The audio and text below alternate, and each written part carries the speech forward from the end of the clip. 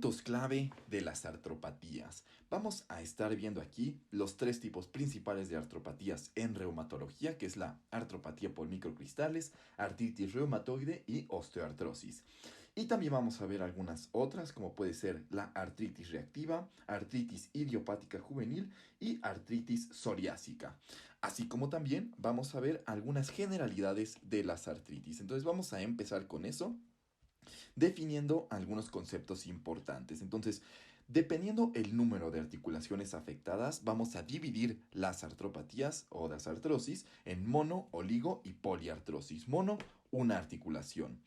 Oligo, menos de 4 articulaciones afectadas. Y poliartrosis o poliartritis, 4 o más articulaciones afectadas. Y un poquito de la artrocentesis, que va a ser parte del diagnóstico diferencial que vamos a hacer en estas patologías. Saber que siempre se le va a hacer a una oligo o monoartritis, porque quiere decir que hay algo afectando pocas articulaciones y que puede ser algo localizado, ¿no? En cambio, en las poliartritis quiere decir que es algo sistémico y que por lo tanto no nos ayudaría tanto la artrocentesis. Vamos a tener tres tipos distintos de líquido, líquido articular, ¿no? Vamos a tener un líquido mecánico o de lesión mecánica, inflamatorio e infeccioso. El mecánico va a ser claro, va a tener una viscosidad alta, es el único que tiene la viscosidad alta.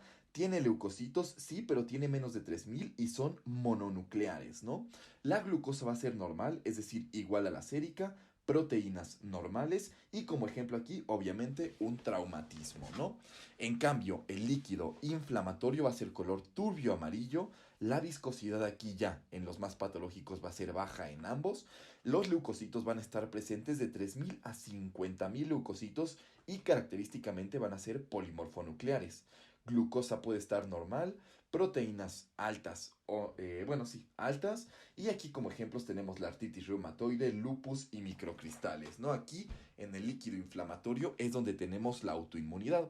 Y en el infeccioso, en el caso de la artritis séptica, el color va a ser turbio opaco, la viscosidad también va a ser baja, la glucosa va a ser baja porque la están consumiendo estas bacterias, ¿no? De la sepsis.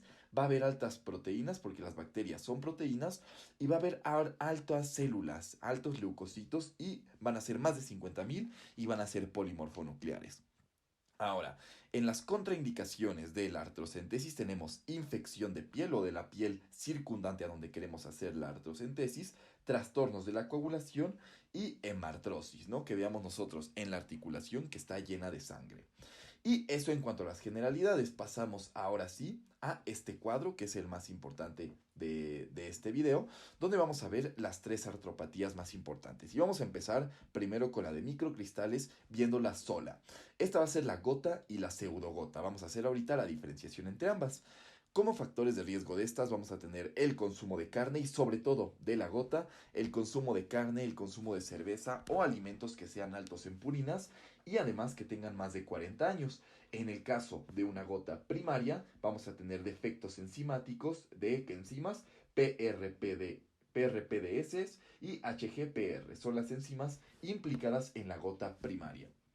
Y ahora sí, vamos a hacer la diferenciación entre gota y entre pseudogota. Primero, la gota va a ser causada por cristales de ácido úrico. En cambio, la pseudogota va a ser causada por cristales de pirofosfato de calcio. Entonces aquí, calcio es el importante y aquí ácido úrico. La clínica va a cambiar. El principal sitio afectado en la gota, en la de ácido úrico, va a ser la primera metatarsofalangica, la primera articulación metatarsofalangica. Va a ser puede ser oligo o monoarticular y lo característico aquí es esta afección que se va a traducir como la famosa podagra, ¿no? O el juanete, que es esta bola que sale justamente por debajo del dedo gordo del pie, ¿no? Y en segundo lugar tenemos la afección de la rodilla. Caso contrario a lo que pasa en la pseudogota, donde el primer sitio afectado va a ser la rodilla y se va a asociar clásicamente a un desencadenante, ya sea un trauma, una cirugía, etcétera. Como clínica además agregada, en el caso de la gota tenemos un dolor muy intenso, dolor incluso al rozar el calzado, al rozar ropa, aumento de volumen y temperatura. Y bueno, también podemos tener los tofos ya en una etapa muy avanzada, en una etapa mucho más crónica, que pueden aparecer en los tendones y en las orejas o en el pabellón auricular. Y en el caso de la pseudogota vamos a tener además clínica de ciertas alteraciones de minerales, ¿no? Entonces vamos a tener hiper-PTH, hipomagnesemia, hemocromatosis, etc.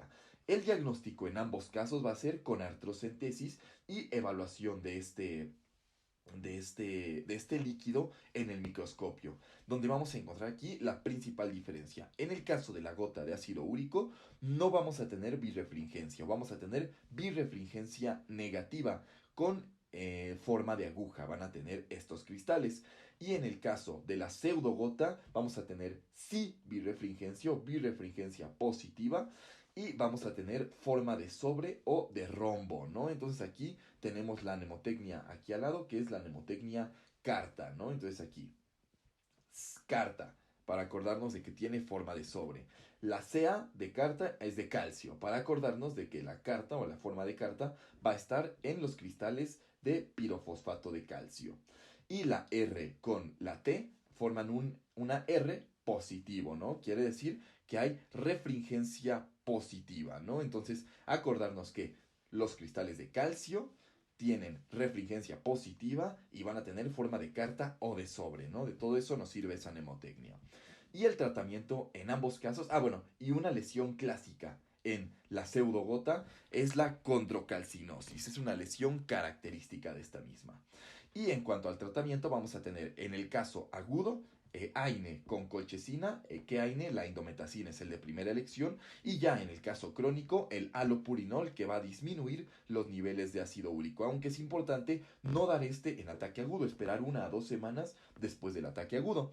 Y como segunda línea tenemos el Probenecid. Tenemos metas de ácido úrico, en donde si no hay tofos tenemos menos de 6 miligramos sobre decilitro de meta, y si hay tofos menos de 5. Si hay tofos se necesita tener el nivel de ácido úrico menor. Pasamos ahora a estas otras dos, estas dos que son la artritis reumatoide y la osteoartritis. Y estas las vamos a ver juntas porque es importante hacer el diferencial entre estas dos. En el caso de la artritis reumatoide es una enfermedad autoinmune y la osteoartrosis es una enfermedad degenerativa del tiempo, ¿no? Entonces va a haber pérdida articular, pérdida del cartílago articular por la edad. Es importante tener en cuenta esta pérdida del cartílago porque lo vamos a ver reflejado en la radiografía. Entonces, en el caso de la artritis reumatoide va a ser la patología número 1 en reumatología, ¿no? Es importante saber eso, aunque la osteoartritis va a ser la más común, pero no es totalmente reumatológico, ¿no? Aquí, espérenme tantito, están al revés. Sí, con razón, porque la patología 1 en reumatología justamente es la osteoartritis, ¿no? Entonces vamos a cambiar estos de lado. Qué bueno que me di cuenta de esto. Entonces aquí está. Ahora sí, así es como van. Entonces, vamos a recapitular.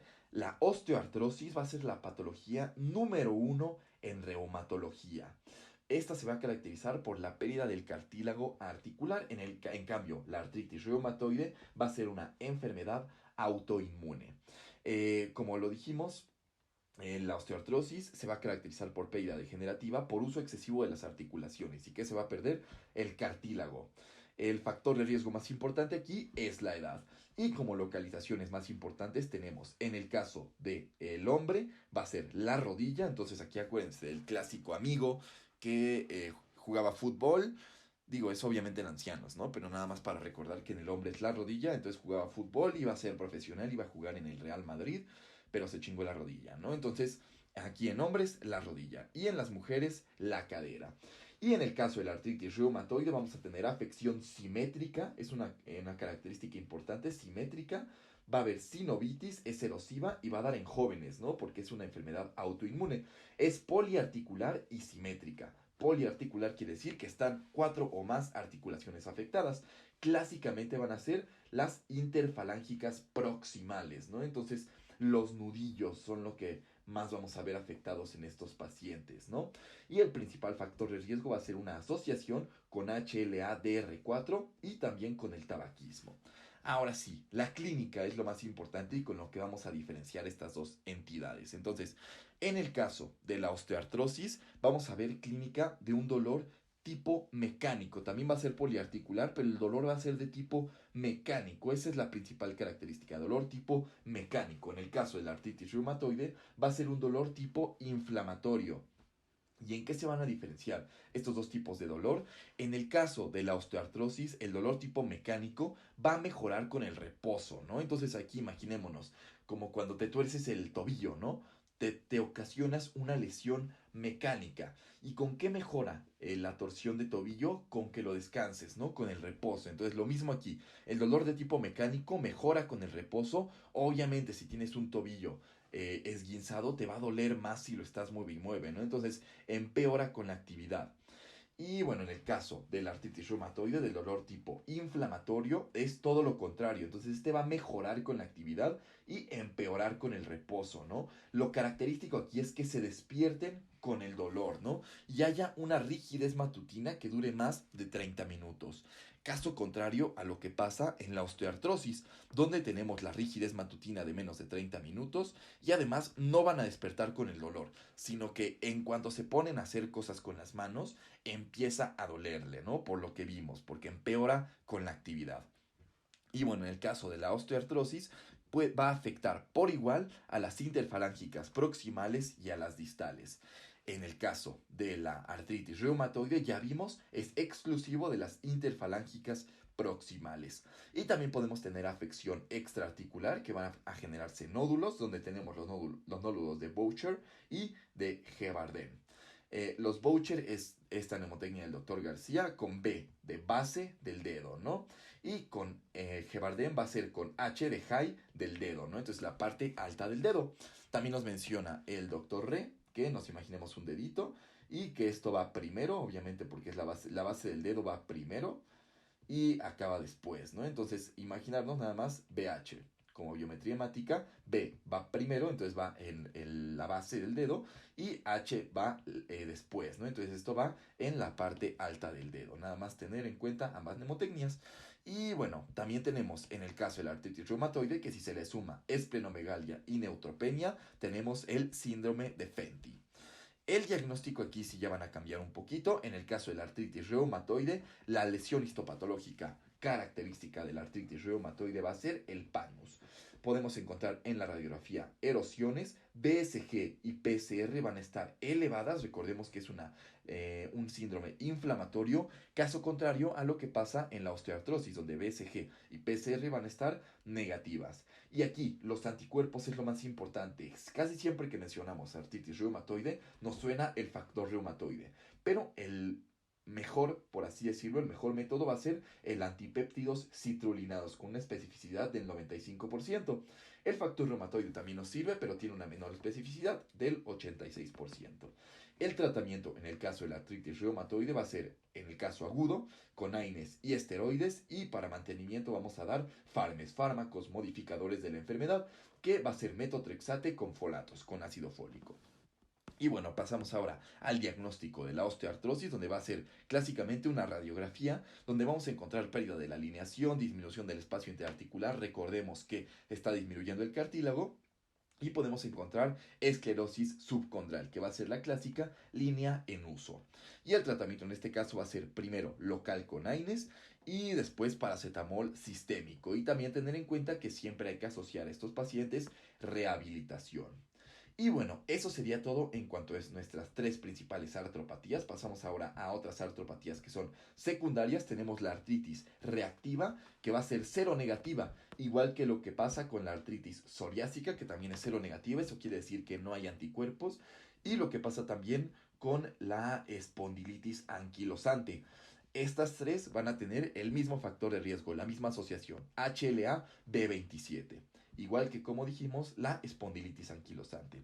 En el caso de la artritis reactiva tenemos un joven con el antecedente de infección, pero que no se generó artritis séptica. Tiene artritis, pero no es artritis séptica, sino que sí es secundaria la infección, pero no es séptica. Es una artritis asimétrica solo en una de las extremidades y va a ser en una de las extremidades inferiores. Y además se va a presentar con conjuntivitis y uveitis cuando tengamos el síndrome de Reiter. El tratamiento en este caso va a ser con AINES. La artritis psoriásica va a ser un joven con psoriasis, obviamente, y que va a tener una monoartritis en interfalángicas distales, ¿no? Lo que pasa similar a la osteoartrosis. Además puede tener dactilitis y onicolisis, ¿no? En el caso de la dactilitis es el clásico dedo en salchicha. El tratamiento va a ser con AINES, con corticoides y en segunda línea el metotrexate. Y por último la artritis idiopática juvenil que se va a dividir en una oligoarticular, poliarticular, recordemos la diferencia aquí, en una P y en una oligo va a ser un 4, ¿no? Más o igual a 4 poli, menos de 4 oligo. Y va a tener más de 6 semanas y menos de 16 años, ¿no? Es la regla del 6. Y también saber que si es sistémica, bueno, va a ser sistémica si tiene fiebre, erupción cutánea, linfadenopatía y esplenomegalia. Y eso sería todo en cuanto a nuestras artropatías. Aquí dejo los apuntes, nada más voy a borrar esta parte de aquí para que les quede limpio. Entonces aquí está el primer apunte. Y aquí está el segundo apunte al que también le voy a borrar todo. Entonces, listo. Aquí está el otro cuadro y sería todo. Muchas gracias.